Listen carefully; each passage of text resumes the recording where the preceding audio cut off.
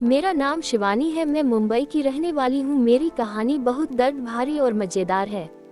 मेरी कहानी जानने से पहले मैं थोड़ा अपने बारे में बता देती हूँ। मैं अभी 27 साल की हूँ। 6 साल पहले मेरी शादी हो गई।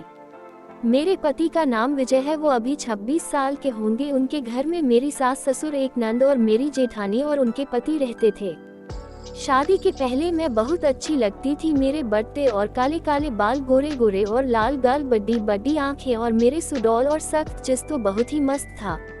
मैंने एक दिन अपने पति से कहा, जानू तुम कुछ काम करो, अब हमें पैसे की जरूर है और कब तक हम किसी के सामने अपना हाथ फैलाएगी। मेरे पति ने मुझे कहा, हाँ मैं जल्दी ही कुछ काम ढूंढ लूंगा। थोड़ा दिन बीता। विजय ने एक काम करना शुरू किया, लेकिन पैसे बहुत कम मिलते थे।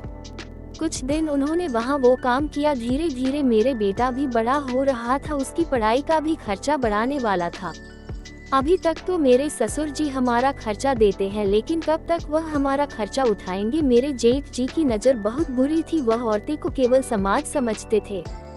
मेरे जेठ की नज़र मेरे ऊपर थी, लेकिन विजय हमेशा घर पर ही राहत था, इसलिए उनको मौका नहीं मिल पाता था मुझ में पर डोर डालने को। अगर बात करें जेठ जी की, तो दिखने में स्मार्ट और साथ ही साथ उनके पास पैसे की भी कमी नहीं थी। उनका काम बहुत तेजी से चल रहा था और खूब पैसे भी आ रहे थे। कुछ दिन बाद मेरे ससुर की मौत हो गई। ससुर की मौत के बाद हमारा खर्चा किसी तरह से पूरा होता था।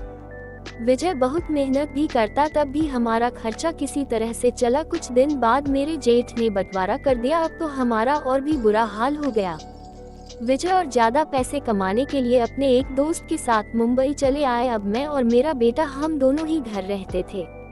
मेरे पति दिल्ली से पैसे भेजते थे और खुद भी कभी चले आते थे। जब वह आते थे तो हम दोनों मिलकर खूब मजे करते। जितने दिन रहते हम एक दिन में 5-6 बार काम कर लेते थे। मेरे पति के प्रदेश जाने के बाद मेरे जेठ जी ने मुझ में परचेज मारना शुरू कर दिया था, लेकिन मुझे उन्हें देखकर नफरत होती थी, क्योंकि उन्होंने मेरे पति को नौकरी नहीं दी थी। मैं एक दिन अपने घर के सामने बैठी थी। मेरे जेठ जी आए और उन्होंने मुझे कहा, मैं तुम्हारे पति को अपने काम में नौकरी दे सकता हूँ, लेकिन पहले तुम मेरे लिए कुछ करो, फिर मैं भी तुम्हारे लिए कुछ कर सकता हूँ। मैं समझ गई कि यह मुझे करने के बारे में बात कर रहे हैं। मैंने उनसे कहा, आप जो चाहते हैं वो कभी नहीं हो सकता है, चाहे दुनिया इधर से उधर क्यों ना हो जाए।